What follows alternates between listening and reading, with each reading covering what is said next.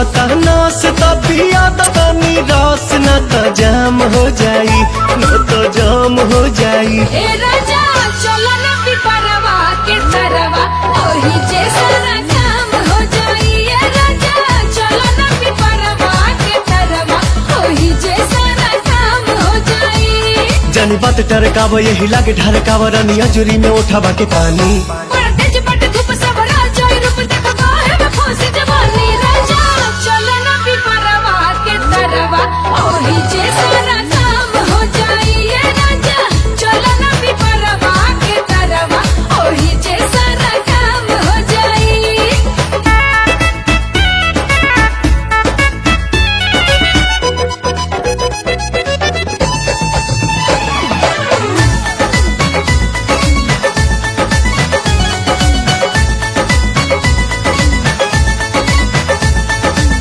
ओढ़ा के ओढ़निया तू काटे दना चनिया, तुहरो के आई मजा आए हो मोरे धनिया।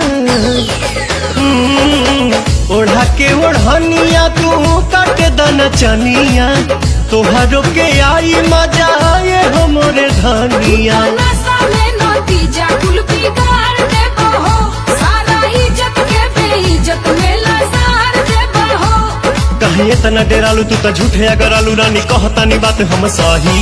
यह खेल बानी हमनी अकेले देखे गहुआ के लोग का कही। राजा चलो ना पिपरवा के तरवा ओही जे सारा काम हो जाई। ए राजा चलो ना पिपरवा के तरवा ओही जे सारा काम काम काम हो जाई।